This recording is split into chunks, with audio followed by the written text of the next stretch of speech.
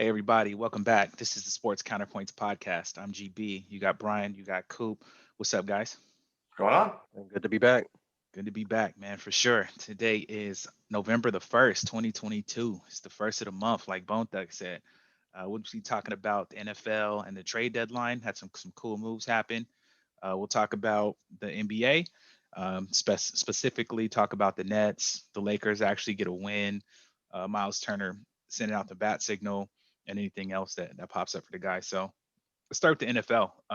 Let's start with some of these trades, man. This was kind of a I like this. I love to see people move around because I like to see the impacts it makes on a team or does not.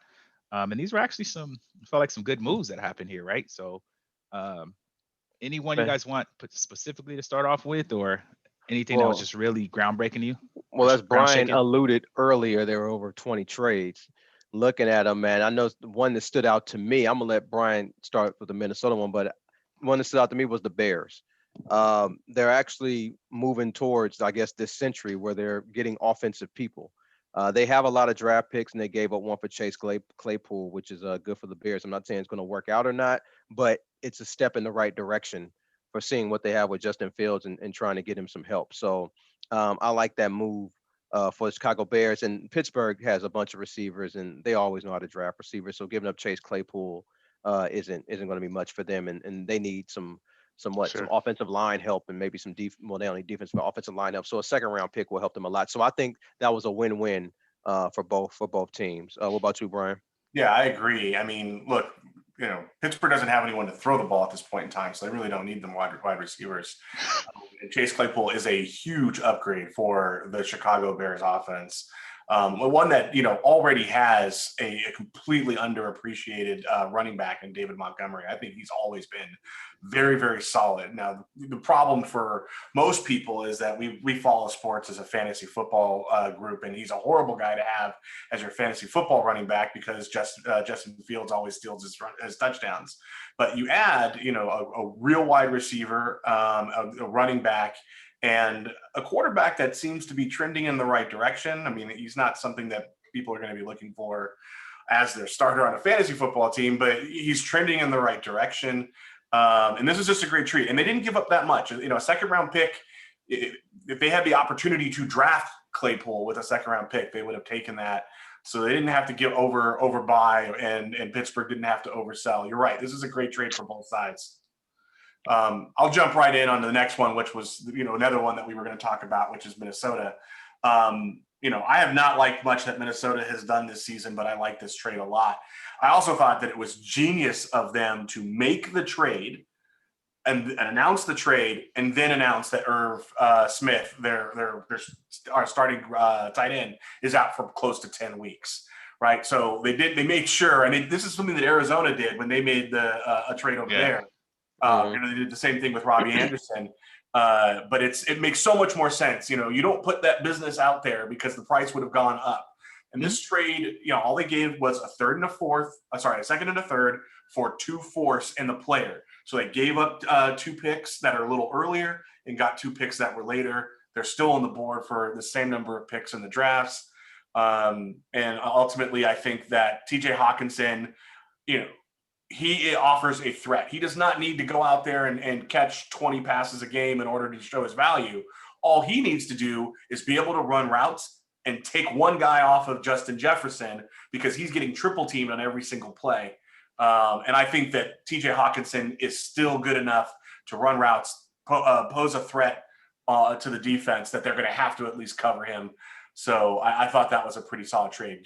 Dace, what did you think about that trade? Well, for my fantasy team, TJ Hawkinson is my tight end, so I'm definitely all for it. Minnesota is a definitely a better offense that I trust more than Detroit, and I've been very bullish on Minnesota, as you know, Yeah. this season. They've been performing So for you too. yeah, they've been performing so far. 3-game lead right now in Green Bay. So Minnesota. I mean, if you're Minnesota, you got to make this deal because you got to assume that these picks that they gave up, much like the Niners, they're going to be late round picks. So you got, and plus they're getting 2 picks back. They're giving up 2 and they're getting 2. I mean, you have to make this deal if you're Detroit. TJ Hawkinson can play. He doesn't, like you said, Brian, he doesn't have to do too much. Just take some pressure off of Justin Jefferson, which I think he'll do. And I think Kirk Cousins will be able to get him the Yeah. ball. And He'll But be the thing, he'll be a red zone threat. I mean, for right? you who owns him as a fantasy football owner, That's, the Minnesota Vikings have always used their tight ends well in the red zone, right? yep. Irv Smith was in the red zone. Um, The the Rudolph guy. yeah, Well, yeah, who's now in Miami. They've always been red zone threats. So, and Hawkinson's got hands. yeah, and you know what I like about these trades, both of you guys. What I like about what the Niners did, what the Rams did last year, what Minnesota did now. What I like about these trades is it's belief from management to the team. Hey, we can go all in this year and we can do something, and Sure. that the players buy into that. They're like, okay, management believes in us. We got an extra player. They're doing whatever they can to help us get better. So let's get out there and perform. So from a morale standpoint, that helps all these teams. So and we all want to see good football. Of course, we want our teams to win, but we want to see good football as well. So, Definitely. it's a good trade for Minnesota, good trade for the Bears in Pittsburgh. Yeah. Yeah, You let's mentioned talk about. yeah, Go you ahead. mentioned Miami. I think that's where we go. Um, Oh, I was going to go back to the Bears because before we got too far away from them, they traded their star linebacker to the Baltimore Ravens Yep. and Roquan Roquan. Smith. That was Yeah. probably the biggest name traded today. I mean, Roquan Smith is leading the league in tackles. Is a legitimate star, and now he goes to a Ravens team which clearly has gone all in. They gave up a linebacker and a couple of picks as well. Yeah, and I said this before the season started. The Bears are in this contract negotiation because he's in his last year. He wants $20 million a year. If you're the Bears, let him go somewhere else and build that team. You need draft picks. You need players. Roquan Smith is not going to make or break your team. So good for the Ravens. They're built on defense. They can use a guy like that against Mahomes or Allen or whoever they're going to face again in the playoffs. So I think that's a win-win trade as well. One team got picks and they needed, and one team got a player and they needed. So They gave up so little. I mean, they gave up AJ Klein, who's a younger guy on a much more reasonable contract, who also yep, plays the same position. He gave up a second round and a fifth round draft pick yep, for somebody who is a high performer. That's not to say that Chicago got cheated. They didn't. right. But everyone knows that the guy's a free agent. There's a lot of big money, so you're not going to be able to get the kind of pick capital that you would get if he was Yeah. locked up for multiple years. Yep. Sure. And He and like you, go ahead, I go was ahead. just gonna say he was devastated when Robert Quinn got traded too. So Yeah. it might be good for the new start. Robert Quinn was a guy I heard that he was a very likable guy in Chicago. Like people were like really mad or sad that he was gone. So Roquan Smith broke down in the interview. So yeah. like when he Oh, heard he okay. was traded during his Yeah. press conference, he like covered his face, was breaking down, was like Yeah. emotional, like he's meant so much to me. So I could also see like, all right, this dude's gonna be Yeah. feeling some kind of way for the rest of the season anyway. Let's get some Yeah. in And return. Quinn is not the player he was a few years ago, but he could still help in spots for Philadelphia. Yeah, So you I go think to an that's a Eagles good team, trade. yeah, Yeah. add Um, some benefit, definitely. right. Now going to the Dolphins, There's two guys. like Brian, I didn't know that Jeff Wilson got traded until Brian said something today on text message. Why do 49er running backs always end up in Miami? And they got Jeff Wilson, but I didn't know Bradley Chubb was actually on the market. I thought he was always injured. I didn't even know he was even playing. So that's the trade that surprised me, Bradley And Chubb. it And was a then big trade. I mean, Yeah, it was a significant trade on both sides. yeah, yep, yeah, yeah, Denver. yeah. You got any thoughts on that, Brian? I mean, I got a lot of thoughts on it. I think Miami really thinks that they can do something this year. Hmm. They think that Definitely. they got the offense figured out with Tua. They must have some idea of who they trade away Chase Edmonds and almost immediately get Jeff Wilson to go with Mostert, who one of those two is going to be hurt tomorrow. But the other This one will guy. be there, right? I mean, that's the same thing that happened for San Francisco. And those guys are productive running backs who could probably play pretty well with Tua and the rest of those with those guys. Hill leads the league in yards, and in spite of Tua being injured. And then on the other side, they got Bradley Chubb, who's a very solid guy and a fifth round pick. They gave up a first round pick to get him, but that's what you're going to have to give up for somebody who is as good as Bradley Chubb. And then the San Francisco 49ers, got a fifth round pick. Basically, they just decided that Jeff Wilson wasn't part of their future plans. Now with CMC and Elijah Mitchell coming back. Yeah, it's Exactly. yeah, it's obvious. I didn't watch too much Christian McCaffrey in the NFL. I watched him a lot in college, and it was obvious that he's just much more explosive than Jeff Wilson. I mean, it's not even it wasn't You even think Watching yeah. or not, bro, we know got that. 3 touchdowns in a game, Yeah. and all Yeah. 3 was in 2005. And so I was sitting next to your mom, Glenn, when we were watching the Yeah, game, shout out to and mama. I Natasha. literally turned to her when he scored the last touchdown. I said, "That's the first time that's happened since 2005." And she looked at me. She's like, "What are you talking about?" It's like he scored a rushing one, he scored a passing one, and he scored a receiving one. Yeah. And then like 5 seconds later, they're like, "This is the first time that this has happened since Yeah. LaDainian Tomlinson." Yeah. And I had just told her that. She's like, "Oh," she Yeah. was Yeah, pleasantly impressed by. He's our best deep ball thrower. Huh? yeah. He's Hey, our best bro. deep. Yeah, he throws a deep ball better than Garoppolo. So I saw the pass drop into his hand. I was like, Jimmy, and then I watched the play. Like, oh my bad. That catch, I mean, whether it was intended to be that picturesque, but as the announcers and everyone was talking about, he had a perfect high point catch. He caught it at the apex. Like it's exactly what you would expect a Chase or a Jefferson or any of those other really great established Hopkins to do to try and high point it. I haven't seen him ever do it before, but that was just one of those perfect moments where everything came together. And Oh yeah, if instant you're spark. a 49er fan, Jason, you have to be excited to see that kind of explosiveness get your team. Because even with Garoppolo he's being Garoppolo. yeah. Solid. CMC, as long as he's healthy, Yeah. As long as he's healthy, right. But the thing is, what I noticed, Brian, I went a little deeper. He had 18 carries last game and 9 targets in the pass game for 8 catches. I know Debo was out. I'm not trying to run him into the ground. That's 26 times he touched the ball. Sure, but with Debo out, you have to be able to do that. For that one game, yeah. And it's the Rams, so I'm not taking too much of that. And we always agree. beat them no matter what. But yeah, so we'll see as the season goes on. But yeah, like I said, I'll be much more excited if we had a better quarterback, but that's here than there. And speaking of y'all, I mean, the Dolphins, I was just looking at that graphic I sent y'all earlier. They turned picks that they traded y'all, picks they got from you guys so you can move up to get Trey Lance, who's out for the season, Right. turned into Bradley Chubb, Waddle, and Tyreek, right? No. Yeah. It was Tyreek. They've made very good use of their picks. That rarely happens. But rarely happens. That's GM of the year type stuff. He's in the NFL. been getting busy. Busy. But another GM that's been doing good is the guy from Philly, Howie Roseman. How he's built that team into what they are right now. Howie Roseman, I'm not going to break down all details of what he's done, but he's done a really good job building that Philadelphia team and taking Jalen Hurts in the second round while they still had Carson Wentz, as a starter. It pissed off Wentz, but it looked like to be a good move because I'm not saying Hurts is the best ever, but he's improved and he's leading an undefeated team. So, and supposedly Peterson didn't want Hurts. Right. So they got rid of Peterson instead of Hurts. Right. And you look smart because it's working out, at least for now. At least for now, right. So any other trade, Brian, you want to talk about? I see the Cardinals got another wide receiver. Buffalo. Okay. So this is one of those trades I do not like or understand in any way, shape, or form. They traded for Nyheim Hines from the Colts and gave up Zach Moss. Singletary and Moss were basically the same type of guys who could catch out of the backfield. So they traded one of them for someone else who's exactly like Singletary. Who catches out the backfield. They just traded names. Like they could have done that at halftime. It makes sense for Indianapolis. They get Zach Moss, who's on a rookie deal and a little bit younger and basically the same type of player. And they also got back a conditional 5th round pick.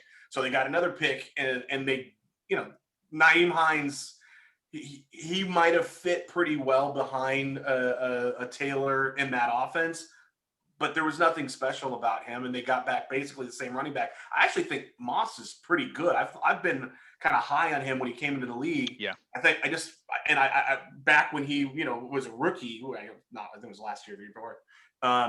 I thought he was going to be much better and with an opportunity. He just never really got the opportunity because that's not how Buffalo plays. Right. So this could actually end up being a pretty good thing, not because he's going to push out Taylor, but Taylor gets banged up, gets injured pretty frequently, is banged up right now. I'm not playing at 100%.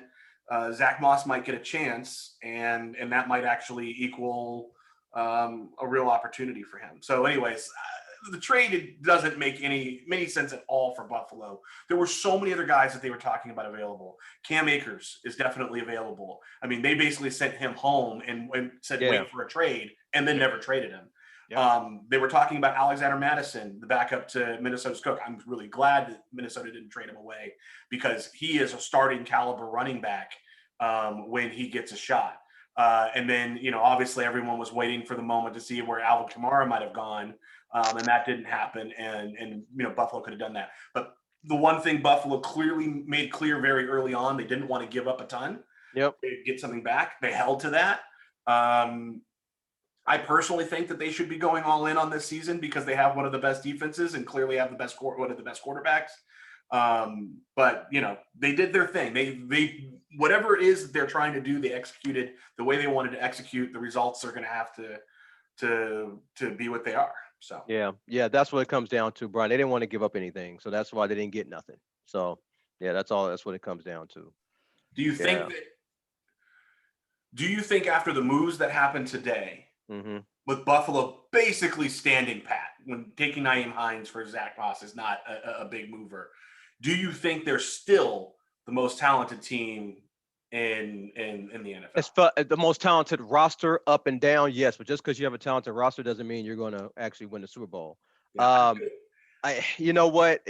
I picked them to win the Super Bowl this year. Remember, that was a team.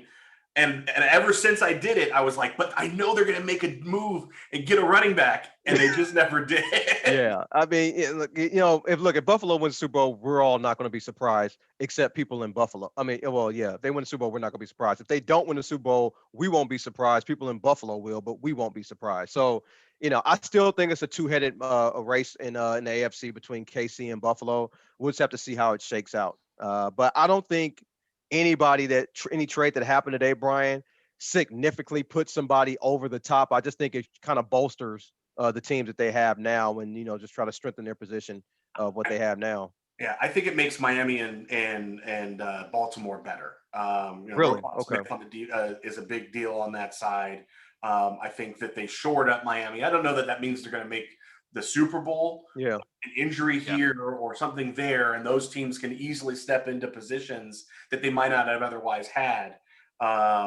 So we'll see. I like what Minnesota did. I don't think that that's going to make them any better than they were. Well, I think it makes them better than they were, but I don't think they went from a top three team to the number one team in the NFC.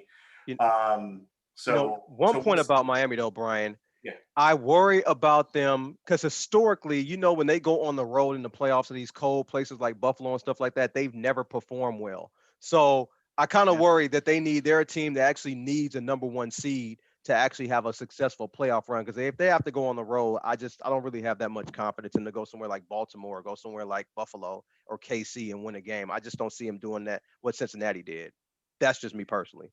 Yeah, well, and we'll see. The other thing that I have me as a conspiracy theorist, I have to imagine the Rams are going to cut Cam Akers after not being able to trade them, and I wonder if Buffalo recognized that and said, "Why trade for him if we can get him on the market for nothing?" They'll have to pick up his contract. Right. But they would have had to do that if they traded for him, and they don't have to give anything up. And it's very obvious that the Rams want nothing to do with Cam Akers. No, they said bad practice player. They don't like his attitude. Don't pass block. They said they don't. Can't win with him, huh? Can't win with him. Yeah. Yep. Buffalo's done pretty well with those types of players. I heard Stephon Diggs is pretty good now. Yeah. Word. Anything else? I mean, I know Kadarius Toney went to the Chiefs too, and that's really kind of got looked over. I don't know if it's another receiver for the Chiefs. Mahomes makes magic anyway, so. That doesn't mean that much to me, but let me tell you what does mean something to me, Glenn, Brian, is A.J. Brown to Philly. That has been a significant acquisition for the Philadelphia Eagles. I mean, this guy's catch radius is pretty good, and Jalen Hurts is just throwing it out there, and that dude's catching it. So they got really homies, I think, too, right? So, I mean, A.J. Brown looked great when he was in Tennessee. Yeah, right. Actually having somebody who can play a little football alongside with him has obviously made him kind of show out. He might be one of he might have brought himself into the conversation for a top 5 receiver. Yeah, wide receiver. Yeah, Yep. he was up there. Definitely. Word. What about last week's games? Um, I'm not even gonna talk about y'all game, Glenn. there's nothing to talk I mean, about. I mean, Unless Derek you're a Carr didn't Saints get fan. past the mother. He didn't get past the 50. Oh, I mean, I oh, it was God. insane, bro. It was. I watch every. I've literally seen probably every single game Derek Carr's played. Like truthfully, I watched whole seasons at Bryant's. I'm a fan. I watch every game. That team, that was one of the. I remember the blowout. The last time we got blown out was when the Rams beat us 52-0. I was at Brian's. I remember sitting there watching it. Yeah, y'all beat At us the the next week. Yeah, at keep the going. old crib. Oh, that was that year. That's right. Yeah, At yeah. the old crib. But yeah, that was horrible. So no one, I mean, no one on the Raiders could hang their hat on. Like no one played well. Coaching was bad. Whoever the equipment manager was probably weak. Whoever handed out water, bus driver was probably speeding. Like it was just terrible. Nobody gets a pass on that one, bro. Everybody was horrible. Yeah. I think we Saints can did their start at thing though. I think we can start at the beginning of the week and talk about the Bucks Ravens game, which That was really boring, honestly. Thursday night game than they've been able to offer, but it's just kind of sad at this point. It was boring to me. It was boring, but it also had, what was it, 49 You had star points power. for Those are like the last quarter and a half. They had points. 325 yards. But Yeah. the sad part was the Ravens lost 3 top players, and they lost Bateman. That was They crazy. lost Gus Edwards. They lost That was Andrews. crazy. And still won. The offense. I thought Lamar Jackson played the type of game that it takes to beat a team on the road with those types of injuries. He played well, but then you have Brady just kind of second guessing everything in life, and then the next morning he has to announce his divorce. Like, Yeah. it was kind of, it looked like I said, it was more interesting than the games that happened in the past, but you were still watching because it was a car accident on screen. Yeah. Yeah, it was. Yeah. Yeah. It was. Yeah. It wasn't good. Yeah, that was Wasn't good not. at all. That wasn't fun to watch. Yeah, I don't have much to say about my game. I mean, it's the Rams. I just don't take much of it. Yeah, I'm just I happy agree. the bye week is here, and hopefully we can get some injured people back for our next game, whoever we play. I didn't even look at the schedule, but that's Yeah, whatever it is. Y'all got the Chargers in Santa Clara on Sunday Night Football. Okay. Okay. Wait, in a couple of weeks. So that's interesting because you can start flexing in a couple of weeks, and they're already talking. So with the Vikings game, look, I thought that the Vikings actually played pretty well. 34 points on offense. There were still some drives that should have been able to do a lot more, but 34 points, I don't. There's not a lot of flaw in that. Kirk Cousins is still very frustrating to watch. But they got Cook involved. He got 111 yards, got a touchdown. It was actually fun when you could forget for a moment that it was my team that they were playing against to watch DeAndre Hopkins be DeAndre Hopkins. That guy is still very, very, very good. 160 yards and a touchdown for him. But anyways, it was a good game. It was an important game to win. With Hopkins coming back, that offense on camp for the Cardinals actually looking more alive once Hopkins got back last week. I know that they're a losing team. The Vikings still have not beat a winning team yet all season long. It's coming. It's coming. Hoop ain't been wrong I yet. wonder when, right? So they play the Commanders this weekend. We'll talk about that, but I don't see that being that's not going to be the hallmark game. And then They play the Bills the week after that, and they're already talking about that Bills Vikings game getting flexed to Sunday night. Really? Okay. Taking over the slot that I think your team has. Mm-hmm. And if they do that, as I've told you before, they take a game that maybe we could possibly win if it was at 10 a.m. and put it on prime time. Oh, right. And there's no chance. That's right. Damn. Zero chance. Because all everybody's going to talk about is Kirk Cousins' primetime record. That's right. Kirk Cousins' primetime record right. Sunday night. Like, we need to stay in the shadows for the rest of the season. But with a 6-1, 7-1 record possibly against another 7-1 team possibly in Buffalo, it'll be hard for them not to flex it. And then if by some miracle, first of all, the Vikings are not going to win that game. But if by some miracle they do, that they're going to try and find a way to get the Dallas Cowboys versus the Vikings, because that's an NFC game the following week. So They got to Brian, win one of Brian those. doesn't want any primetime games. Like, just keep us out Yeah. to the playoffs. No primetime. No primetime games, and we've got to win. We got to beat. Everyone says you can only beat who's in front of you. That's fine. The Buffalo Bills are in front of us. The Cowboys are in front of us. We got to win at least one of those games. Yeah, that Cowboys game just got interesting. Yeah. Mm. Let's see. Next week, so you guys play Washington. I'm not gonna say much about that, but it is a 3-point line, and you guys play Buffalo, so hopefully it's not a look ahead spot for you guys. We'll see. It's only 3-point spread. The Raiders, do they play? Yeah, they played. Jacksonville, and it's we a already- pick 'em. We already had the bye. So now when you say do we play, do you mean are we scheduled or are we actually You going to go out? schedule and you play in, You but scheduled then to play football. Because they Yeah, scheduled. you they play in scheduled. Jacksonville, and it's what I see is a pick 'em. I don't know what you see, Brian, but I see I pick. think Vegas -1, but Okay, Vegas -1. Yeah, Yeah, that's yeah. awful low for a play against a Jacksonville team. So Hey, Jacksonville plays hard, and they are. and I mean, we the just Raiders scored are nothing. 0-4 away. Yeah, and they just the scored Raiders are nothing. 0-4 away Yeah. from home. Oh wow, okay. They ain't that good at home. Like, we, They're 2-1. They got a winning record. Oh wait. Going back to last game, Brian, Arizona has still never won in Minnesota. What's their 0-11 all time now Yep. in the history? Oh yeah, that's Really? that's crazy. Yeah, they've never won Nice. in Minnesota ever in life, and not in this life. So Yeah. look, I think the Yeah, Raiders that's cool. are going to beat the Jacksonville Jaguars. Yeah, I would take they- that. And we forgot a trade. Calvin Ridley to the Jacksonville Oh, Jaguars. I that's didn't- right. Yeah, I mean he's not playing. It's interesting. It's very interesting. He almost immediately put out a hype video and how excited he's a Florida kid or man. No disrespect. But I just thought it was pretty interesting that happened. But anyways, moving on. I think the Raiders are going to look to make it, to show out a little bit. And You can't get negative points, so you got to be better.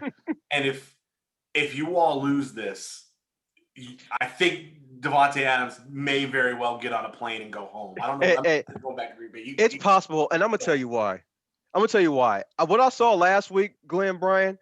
I talked about the Raiders secondary, but that's another issue. Up the middle, you guys have been getting killed up the middle. I mean, like up the middle, you've been really getting obliterated, and I think that's a really big issue that Josh McDaniels really has to solve. You're talking about running? I'm talking about just everything up the middle, running, we passing, had everything. running defense was not terrible until Kamara went Stewie. Yeah, it's I don't know. We'll see. Crazy. The O line was horrible. Carr was running for his life the entire game. Yeah, and they had us in 3rd and 15. It was terrible. I watched every snap. Yeah. It was crazy. So yeah, we can see. Yeah, I would take the Raiders in this game. I think they have to. It's not game for them. Yeah, we're not talking about playoffs or anything. We're just talking about just something to build on each week. Now, I'm gonna keep it real with y'all. I'm gonna be in Vegas the next weekend when they play the Colts. Mm-hmm. So I'm waiting to buy these tickets until after that game, because if them fools do lose, I think them sales might start hitting. So right. Hey, I don't blue light specials. I'll be right in there, bro. I'll be on the Snapchat. I'll be on the Instagram from it. Like I'm gonna be repping. I'm a Raider fan. I've been to, during losing seasons, the winning season I went, all of that. But man, there's a chance because Jacksonville is not terrible. Yeah. So it's not that they're not the just wait for Trevor Jaguars Lawrence in the fourth past. quarter to blow it. He'll do it. Trevor Lawrence in the fourth quarter will do it. We can also blow it too. So I'm what are the games you guys looking at that might Well, we should talk about the Vikings game. So the Vikings are playing the Commanders in Washington. If you look at the stats and you look at the comparisons, Kirk Cousins the best quarterback out of the two. Dalvin Cook's the best running back out of both teams, and Justin Jefferson is the best wide receiver. There's just one factor that makes me really, really nervous about this game. That's where Kirk Cousins used to play. And if he feels that this is a primetime game, I worry. Hilarious. He's going to go in there, go home. This is, I think, the first time he's back in Washington since he played there. It's a long time ago. Feel the pressure. In 3 years. It's not. Still a good point.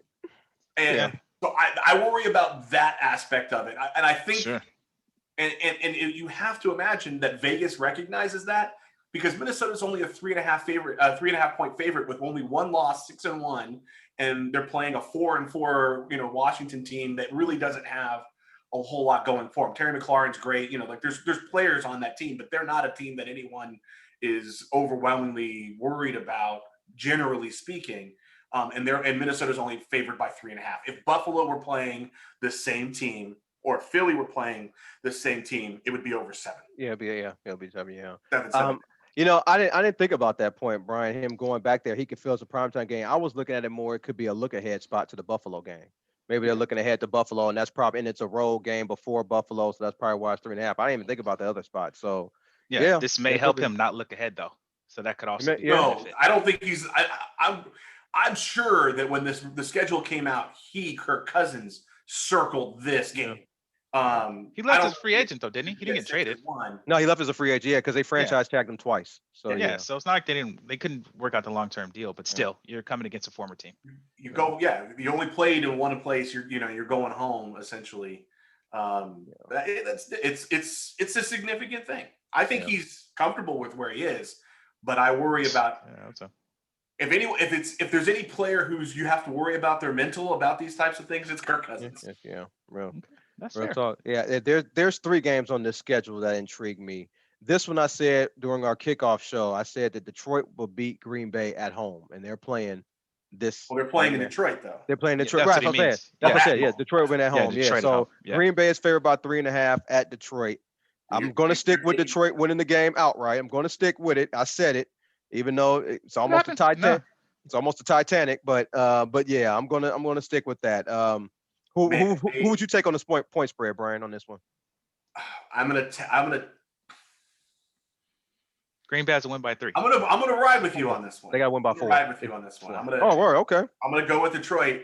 I think the Packers are imploding, and I think that this is the explosion part. If they lose this game, it's a wrap. It's all hell. It's not like, again, we're not talking about playoffs. Right. We're talking about Aaron Rodgers trying to get coaches fired.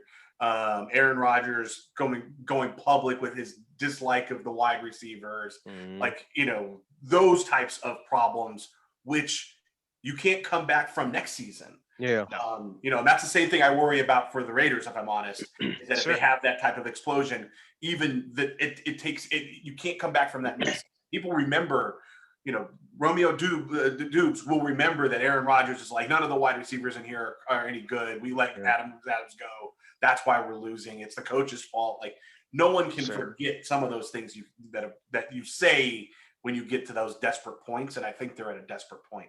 I think the Packers are still the better team. I think Aaron Jones could probably single-handedly win a game on his own. Sure. I just don't have any faith in the Packers right now. So if you give me 3.5 points, maybe they lose by a field. Detroit loses by a field goal, but if you give me 3.5 points, I'm going to take the 3.5 points. Real talk. Now here's another spread. A lot of love right now for Seattle. It's Arizona -1. It's a lot of love for Seattle. Seattle beat Arizona earlier, 19-9. Isn't it weird? A 5-3 team is a 2-point dog. But anyways, but this time, because Seattle beat them 19-9 last night play, but now Hopkins is here, and they just traded for Robbie Anderson, and they know they lost to Seattle last time. I would bank heavily on Arizona on this one -1 or -2, whatever you see there. I see that -1, -2. I would take Arizona easily in this one.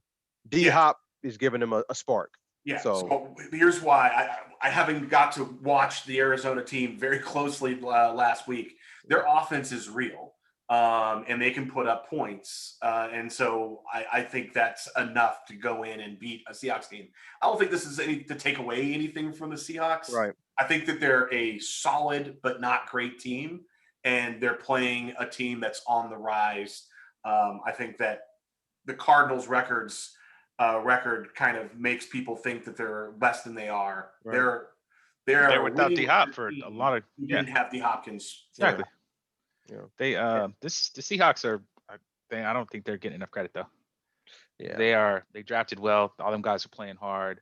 Yeah, they're overachieving. Like was playing great. Doesn't seem like there's egos on that team. Yeah. Everybody's got a chip on their shoulder, right? Because they were counted out from the jump. Walker looks like a real legit running back, and they're solid, man. And a guy, Pete Carroll, who really loves running backs. Yeah, and young guys. Who remember that was one of the guys that I called out as a sleeper pick for fantasy football. Yeah, yep. Geno slinging it, like looking. I mean, he's been in that offense for years. They ain't no. I'm gonna give Geno. I know I banged on Geno. Well, he deserved it, but I know I've got on Geno for years. But I'm giving him credit this year. I mean, when he was with the Jets, He was a Jets, of course. Yeah, immature. He got punched by a teammate. He was arrogant. They didn't like him. He Thought showed up about to the that. team meeting with a robe and slippers. I know y'all probably remember that one. So you can't do that. It seems like he's matured now. He Yeah. figured out the game. He signed his last 4 deals have been 1 year deals.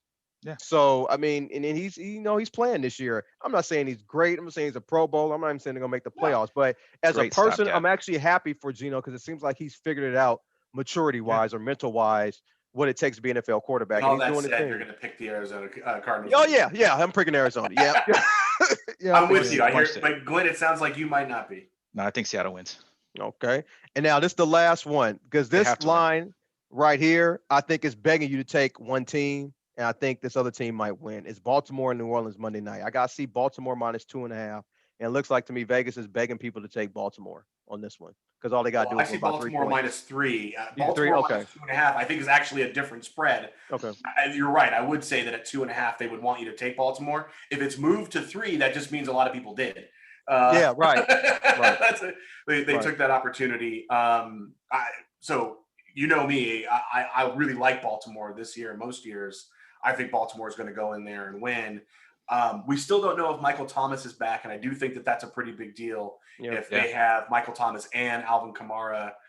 So maybe the Saints, maybe the Vegas or the Saints know something we don't. But I would still take Baltimore to find a way to win that game.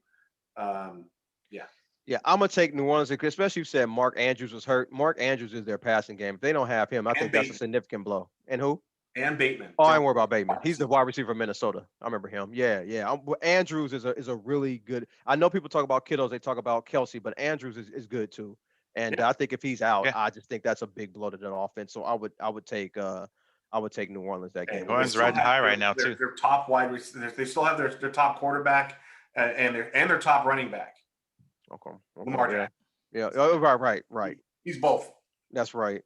I don't see any other games that intrigue me on the schedule. Brian, do you? You see anything, Glenn? Yeah, You I see think anything? I think the Rams Bucks game with both with 3 wins is intriguing Yeah. because this is a Super Bowl.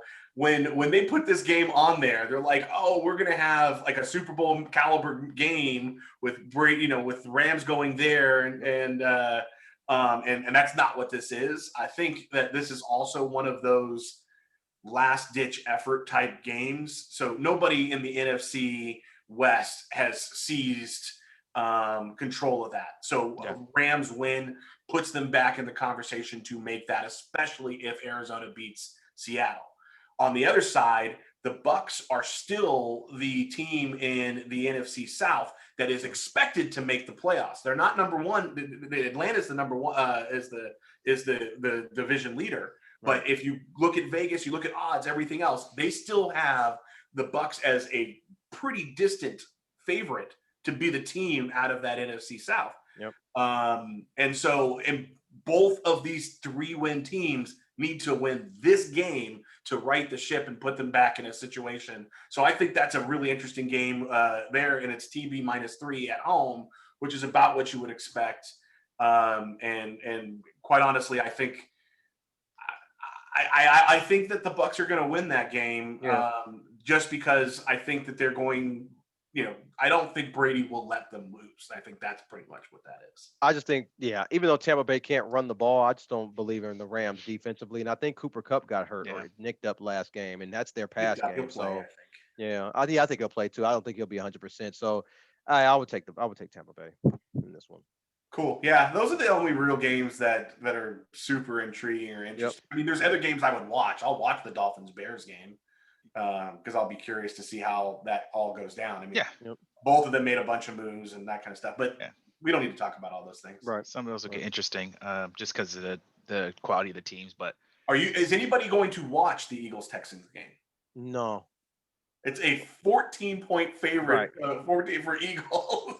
There's nothing about Houston that I want to see. I would take the Texans in that bet, though, not to win, but to lose. Yeah, I would take the Texans on the spread too, plus the 14. But I don't. There's nothing about Houston I want to see. That's I would big. take the Eagles and go to sleep early and comfortably. I think they'll, traditionally teams let off the gas, start running, and then the other team gets some garbage time touchdowns. Yeah. All right, so as NFL, what about this NBA stuff, man? I think right now what's intriguing me is the Nets, man. the Nets are it's kind of wild over there. It's like soap opera-ish. Like they Brian, got you want to start on the Nets? Because I can go on Steve forever about Nash. them. Yeah, Steve So Nash get fired. Udoka's the front yeah, well, runner. the part about it that all is how it all came out, right? So it's 7 games into the season, and while I knew now everyone knew Nash was on the hot seat, 7 games into the season is not when you usually see a move, especially when it was a couple months ago where KD was refusing to come back and he wanted Nash out and all this other stuff. So for them to do it, then you kind of find out why. It didn't take 10 minutes for them to go, oh, Jacques Vaughn's going to be the interim coach, but they expect to hire a coach real soon. And it's going to be either Udoka or Snyder, who's going to be the guy. Okay, scratch that. It's going to be Udoka. And it was just boom, boom, boom. And then you remember that Udoka used to be an assistant coach over for the Nets before he went to Boston. Sean Marks and him have been best friends. So in other words, Sean Marks and Udoka had a conversation after he got suspended, and he said, "Don't worry, bro.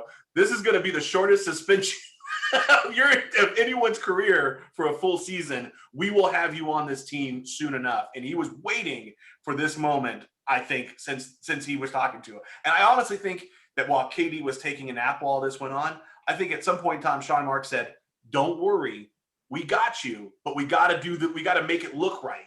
And so hold on tight, and we're going to bring you a guy." And I think that there was a lot of planning behind this seemingly knee-jerk move, right? I think there was a lot of planning. Well, they both played for the Spurs under Popovich, Sean Mark and Udoka, so that's how. Yeah. That's right. I love Brooklyn, man, because they're the gift that keeps on giving. I mean, this is just it's the Titanic. If I'm Nash, I'm happy I got fired. Because you don't have to worry about Durant. Best job in sports is a fired ex-coach. Exactly. College, pro, NBA, NFL, didn't matter. Yeah, it came out that he was talking about Steve Nash. He was telling people close to him, it's like walking on eggshells. Same thing Kerr said about Durant. Kyrie, Kyrie made him wait an hour in the rain when he first got the job outside his house before he let him in. Ben Simmons, doesn't want to play basketball and wants to get paid. I mean, it's just that job is just the Titanic, man. It was just going. I look at Steve Nash like Hugh Jackson. Two things can be true. They were both in positions where they were not going to succeed. It just wasn't going to happen. Hugh Jackson wasn't going to succeed with the Bengals or Cleveland, and Steve Nash wasn't going to succeed with Brooklyn. But both are bad at their jobs too. Steve Nash is not a good coach, and neither is Hugh Jackson. I've said that for years. So both can be true. How do we know about Steve Nash though? Like, I don't know. I mean, he had no ability to run the team the way he wanted to from day one. I don't think we've seen him coach yet. You know what I think his coaching is? I think his coaching is his offense is give the ball to Durant and make something happen. I just didn't see any adjustments. I think Durant's coaching is give the ball to me and get the hell out of my way. I didn't see any adjustments. I didn't see any. It's like from game to game when we saw Boston play Brooklyn in the playoffs last year, every game was the same. It was nothing that changed. Like I said, I agree with that, but I think that that's what happens when you go to a team and you have KD and Kyrie, and you think that, and they basically from jump say, "Oh, he's the guy on the bench, but he's not right. really." Oh yeah. Any respect, and then you bring Harden in there, who's always going to do whatever the hell he wants, and then Harden leaves. Yay, we're gonna get rid of Harden, and you bring in Ben Simmons, who's just a whole nother different type. Right. Yeah. I don't think he ever had an opportunity.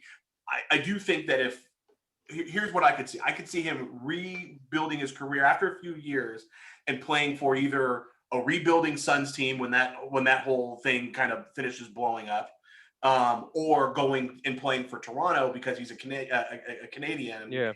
Going back and playing for a rebuilding Toronto to coach. Need to go to Santa Clara. He needs an opportunity to coach young people who will still listen to him, like Jason Kidd got when he started coaching. Yeah, and that's interesting you said Clara. that.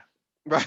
That's interesting you said that. He went to even Santa Clara. He crossed up Kidd in college too. That's where he should coach. But it's funny you said that, Brian, because I believe the same thing. I think Steve Nash would get another NBA coaching job. Oh, yeah. I really do.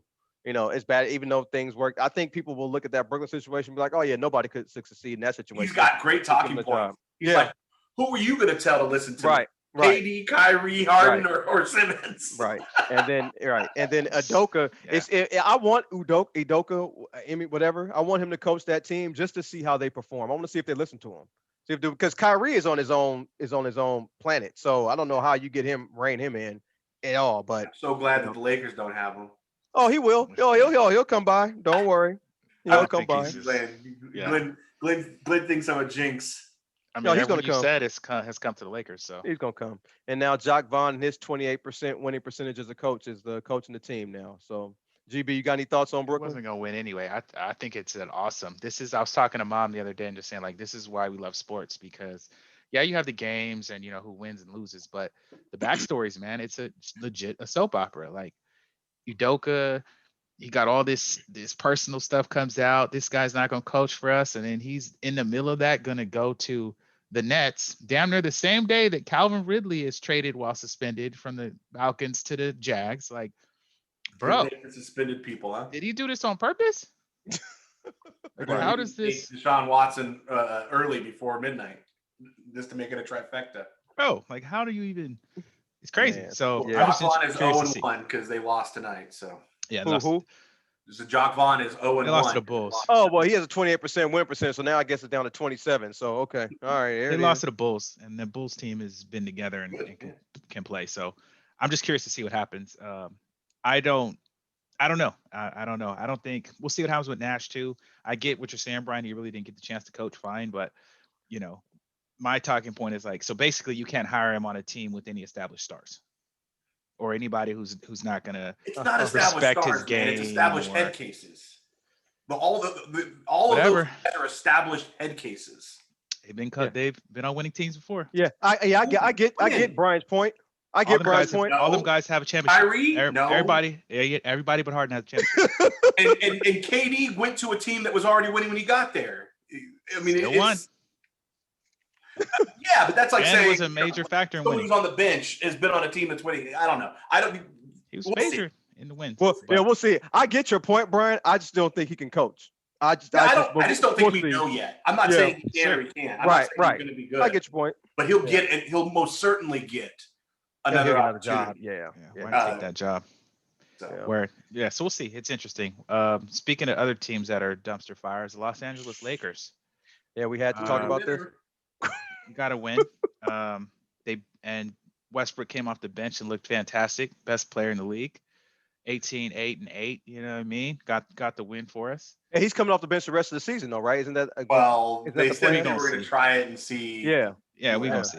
They want Whatever, to try it. coach got to say. You told Darvin when Man, you seen him. When like, I hey, saw you gotta say what you Darvin gotta in say, Jamaica, I'm like, yo, when we getting rid of Westbrook, man? He was like, hey, man, we gonna work with him. I'm gonna work. Yes, I'm gonna and get he's him right. doing it. I'm gonna And get he's him doing right. it. So okay. He's doing it. So they get the win. Whatever. They won't go Yeah. 0-82. So Well, I don't know, man. I ain't got nothing okay. to So make check I don't this think out. we were ever. Go ahead. So so check this out. We all know they don't have shooters, but this is what I found out. There are 11 players in the NBA who attempt 3 or more 3-pointers per game on average and shoot less than 25% from 3. 4 of those guys, yes, are on the Lakers. Yeah. Kendrick Nunn. Oh wait, I got the list. I know Nunn is one of them because that's the guy I don't understand why we have him. Nunn, Westbrook. Nunn, Westbrook, yep.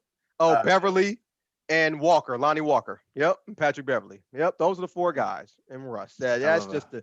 And so when LeBron is crying out on interviews and Twitter or whatever, Instagram, whatever, and asking for help, this is what he means. We don't have no damn shooters, man. I can get you the ball, you can't make it.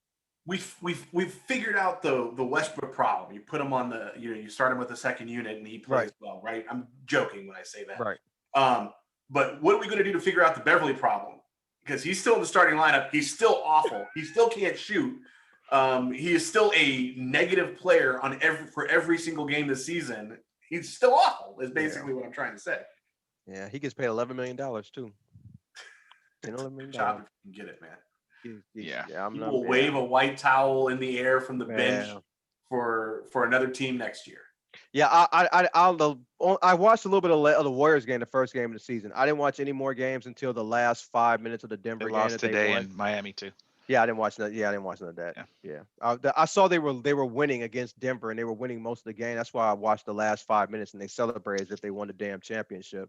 Oh, and Anthony Davis tweaked his back too. So that should be expected. He couldn't stand for the post game interview. So I don't. Look, Just get rid of him.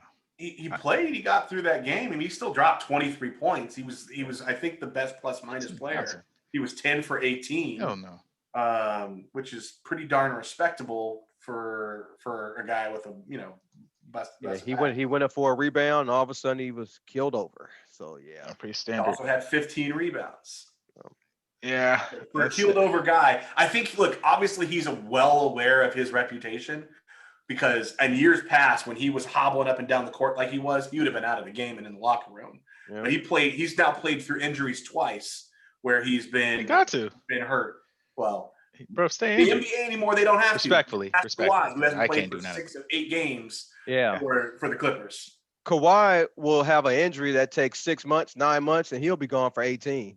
I don't and no, seriously, and this is supposed to be he's like one of the kings of load management. I don't get it. It's not working for you because you're always hurt. I don't get it. Yeah. I don't. He may not want to play either. Right. Well, that's true. He play when he want to feel like it. Yeah. So let me let's get up out of here in a second. But right now you got the Suns and the Blazers at the top of the Western Conference, the Bucks and the Cavs at the top of the East. You guys think that's how it shakes out, or are they just playing above themselves right now? I think that I saw this question on a Instagram post or whatever, and it basically was asking, are we in a new generation? Right? You've got the Lakers, the Warriors, the Clippers, the Mavericks, all towards the bottom side. The Heat, the Nets, the Wizards, the Pacers, and the other on the bottom side. And meanwhile, there's other teams that are on the upside of that. So are we there? I don't know that it shakes out. Like the Milwaukee Bucks are obviously going to be probably the best team in the NBA. The Cleveland Cavaliers are almost certainly going to make the playoffs. We were talking about them last year when they made those trades that they were putting together talent and could put together a team. I don't think they're going to be the number 2 seed. I think Boston is probably going to be that team. I think Philadelphia eventually figures it out to the extent that they get into the playoffs, but with Harden, it doesn't matter. I think the Trailblazers are such a hungry team because they've been talked about that they're going to go as far as this momentum takes them or until Dame gets hurt because he's got to do everything, and then they're going to fall apart. But yeah, I think the Utah Jazz are probably going to overperform, and I think the Denver Nuggets are probably the best team in the Western Conference, even though they just lost to the Lakers. Yeah, 82-game season, Glenn. I just don't think what Portland is doing is sustainable. Phoenix has always been good early because Chris Paul usually he's healthy during this time and kind of tails off at the end. I don't think Utah is going to stay at this pace as well. I personally think Utah, because they got all them damn draft picks, I think they want to. We're trying to take games. Yeah, they're right. But they screwed that up. I mean, they've already got too many wins. Yeah, they got 6 already. You're not win by what is his name? Wimbayama with 10 wins. Like it's going to be one of these. It's going to be the Magic, right? It's going to be a team like that, or Houston or something. Yeah. So yeah, or it could be the Lakers the way we're playing. But yeah. So I don't think it's sustainable, Glenn. I think we should check again, probably All-Star break. I bet you these standings, the way it's shaking out right now, will change by All-Star break. Yeah. So we'll see. And it's a bummer for the Portland Trailblazers, who I'm not a fan of their team, but you do kind of like watching them play well because of so much heart that Dame brings to it. Yep. But there's just Nurkic is only as good as Dame lets him be because he needs to not be the focus in order to be able to perform. He performs well. And if anything happens to Dame or if Dame doesn't keep at this level, Nurkic is going to get closed up on, and that's going to just implode that team. Yep. All right, guys. Well, appreciate y'all, man. That's our show for today. Unless y'all had anything, I don't want to cut anything off. All right, so that's our show. Minute to win it, man. If y'all got something, go for it. Yeah, I'm good, man. I just want to thank everybody for listening. Seriously, appreciate y'all. B, you got anything? In the world, in the real world, something kind of crazy happened that people might want to keep an eye on. North Korea actually did a missile test and shot a missile at South Korea that landed like 60 kilometers off the water of the shore of South Korea. That's a little bit more than, doing a practice test and seeing if it goes the right distance. They went right at him. It's the first time it's ever happened. That's scary. And then the other thing is anyone who is using Twitter, you might want to take a look at what's going on with that because Elon Musk has lost his damn mind. He's firing people on the middle of shows. I don't know if y'all saw the clip of him firing a Twitter employee while they both were on Joe Rogan for one of the most uncomfortable moments I've ever seen recorded ever. Like, she starts saying, "Hey, yeah, we've made some mistakes, and I'll be glad to admit that." And Elon Musk goes, "Mistakes must be punished. You're fired." And Joe Rogan, everyone's like, ah, and she picks up her stuff and just walks out, like, devastated. It is a moment. Wow, boy. Yeah, that's gonna be that whole situation is gonna be a disaster. Anyways, keep an eye out. Yeah. Damn. Mhm. That's where, well, mine is just man, rest in peace to Takeoff. One of the members of the Migos who was shot this morning in Houston. Guys are out playing dice. The stories, are still hanging out, so we don't know exactly what happened, but just horrible, man. Another rapper lost, another black man lost to gun violence. Too much gun violence in this country. Whatever you say the solution is, whatever. Point is, at some point, we kind of got to look at ourselves and figure out if we're gonna stop toting and stop shooting each other. Um, it's getting ridiculous. So no other genre of music has this kind of thing happen, but rap is dominated by young black men, and this is one of the things that takes young brothers out. So rest in peace, Takeoff. Member of the Migos, man, definitely a fan of his, and respect him.